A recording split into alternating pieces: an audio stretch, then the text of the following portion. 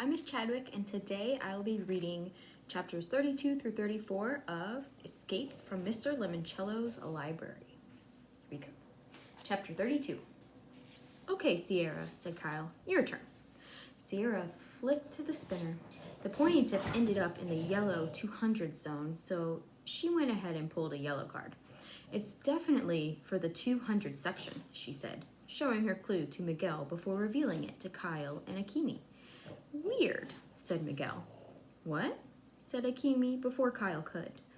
Well, the 200s are where they keep the books on world religions.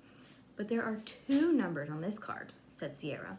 Maybe this time we need to find 2 books, suggested Kyle. I don't know, said Sierra, studying her card. 220.5203 is obviously a call number. Obviously, said Akimi, but this other number isn't in the proper format. 2/20/15. February 20th, 2015, said Akimi. Quick, what happened on that date? Nobody knows, said Kyle, because it hasn't happened yet. Oh, right, okay.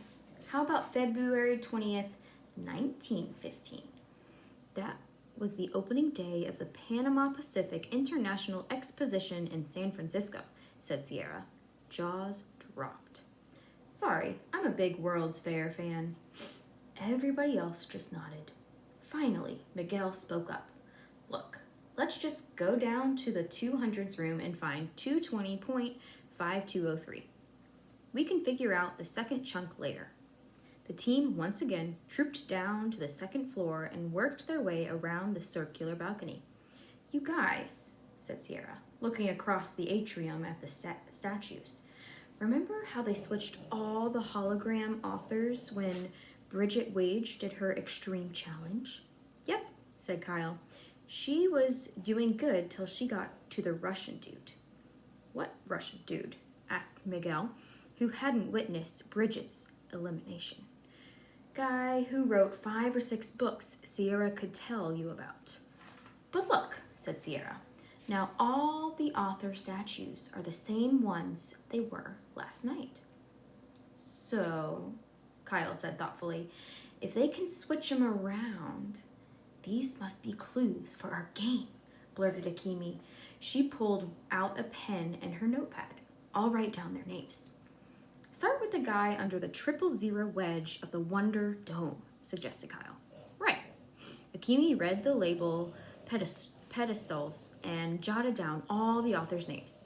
Thomas Wolfe, Booker T. Washington, Stephen Sondheim, George Orwell, Lewis Carroll, Dr. Seuss, Maya Angelou, Shel Silverstein, Pseudonymous Bosch, Todd Strasser. So, said Akimi when she'd finished writing, do you think this game could get any more complicated? Maybe, said Kyle.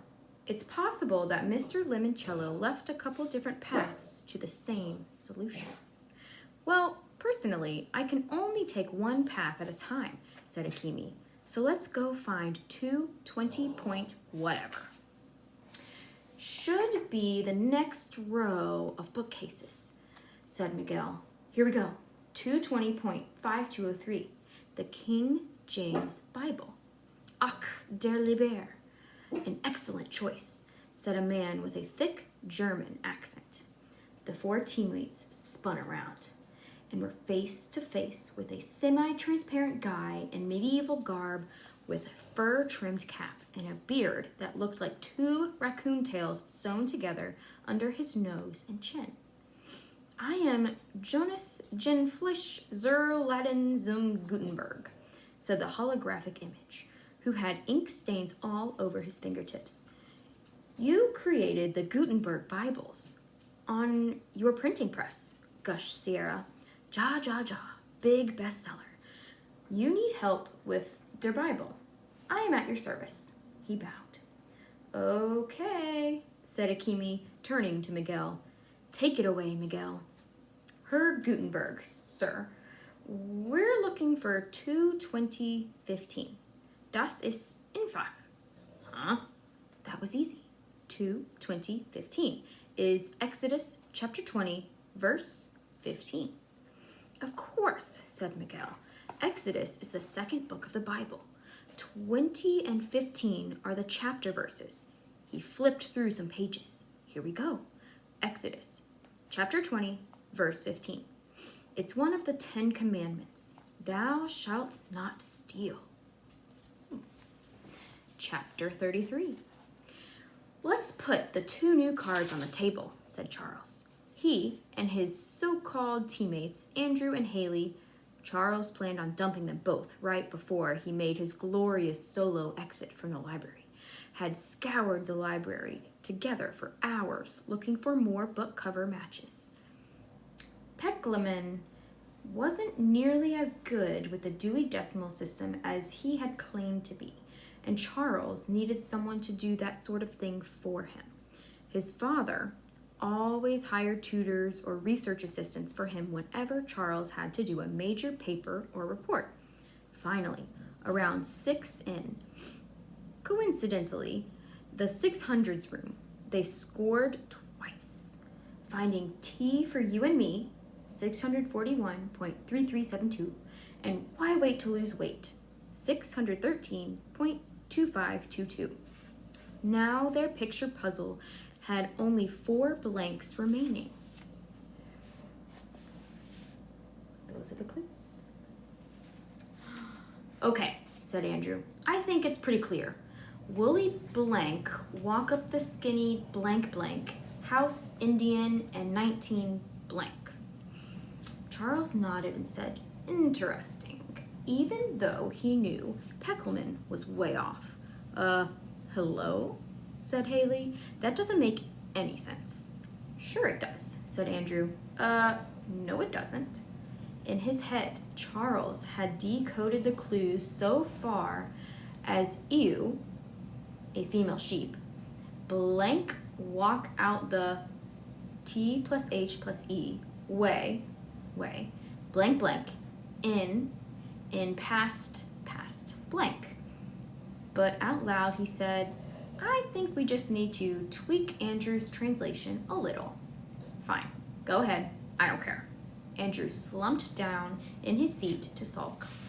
How about she blank walks out the skinny blank blank house, 500 and past blank. Where'd you get she? Asked Haley. From sheep, the card you gave us. Actually, I think the sheep is supposed to represent you, because a ewe is a female sheep. Fascinating, said Charles. I didn't figure that out. What he did figure out was that Haley Daly was much smarter than he had assumed. She could be a serious threat, and no way was Charles sharing his prize with anybody, especially her. And how did you get 500 from Indiana? She asked. Simple. Indianapolis, the capital of Indiana, is home to a race known as the Indy 500. Okay, so how about you blank walk out the skinny blank blank inn, because the Nancy Drew book was about an inn. 500 pass or past blank. Now, Peckelman piped up. That makes more sense than what you said, Charles. Indeed, said Charles, sounding magnanimous. Perhaps the clues are telling us to locate a secret skinny passageway 500 paces past some landmark here in the library. Andrew was excited. This is like the pirate map from Treasure Island.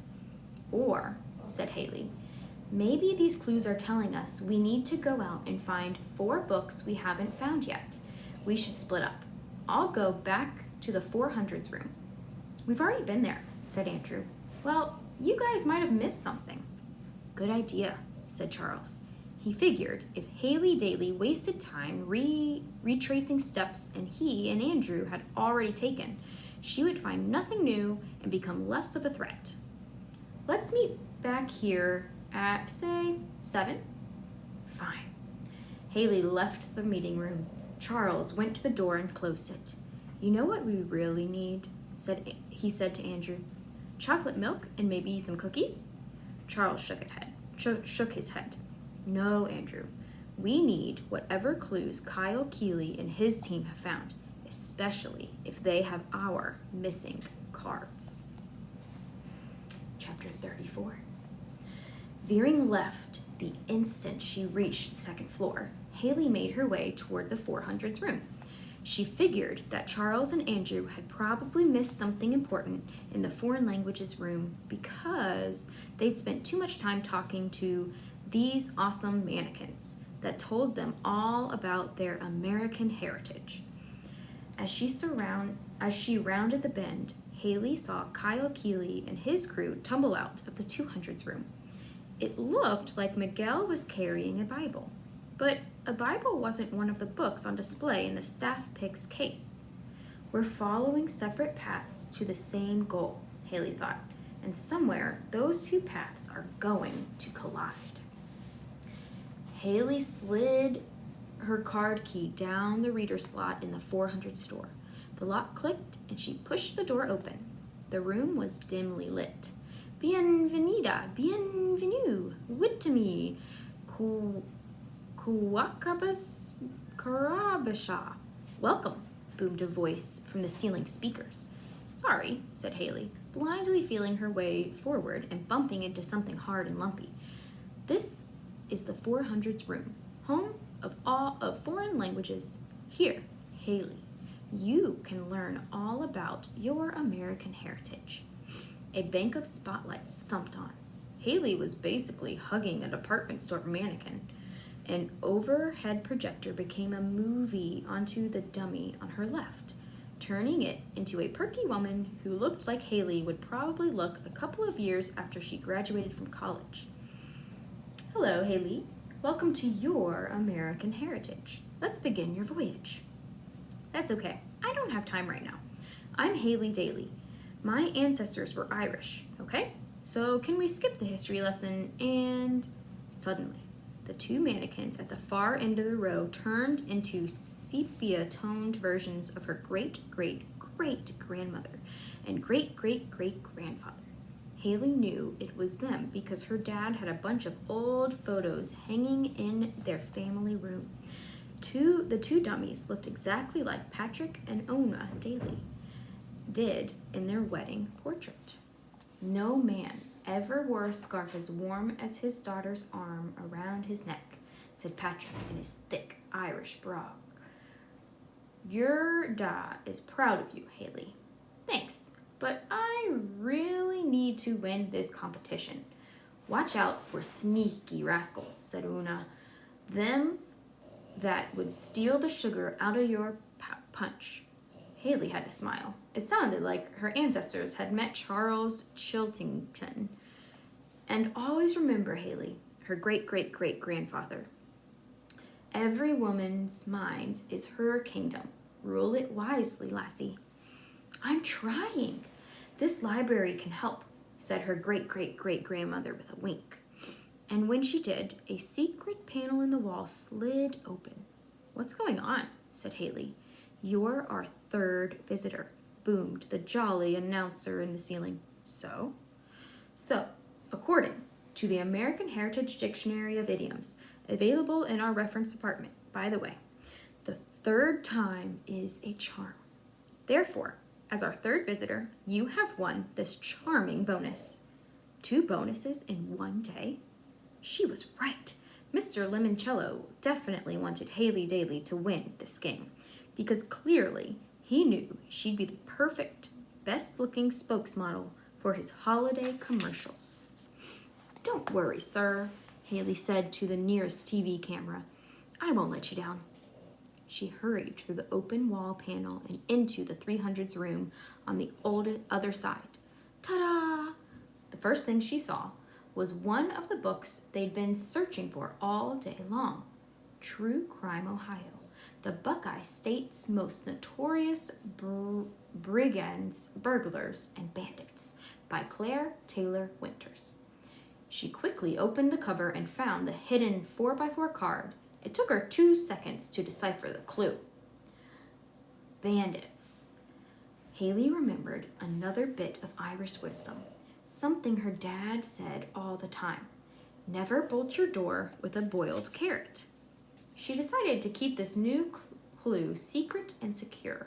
She wouldn't share it with Charles or Andrew. Haley took off her left sneaker, folded the card in half, and slid the clue into her shoe for safekeeping.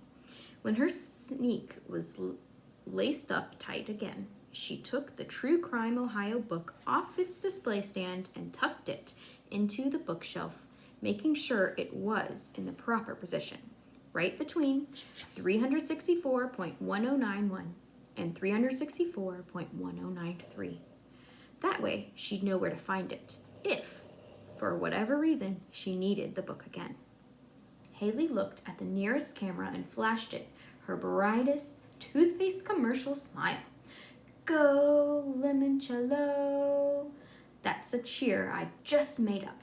We can use it in one of the commercials after I win. All right, thank you for reading with me today.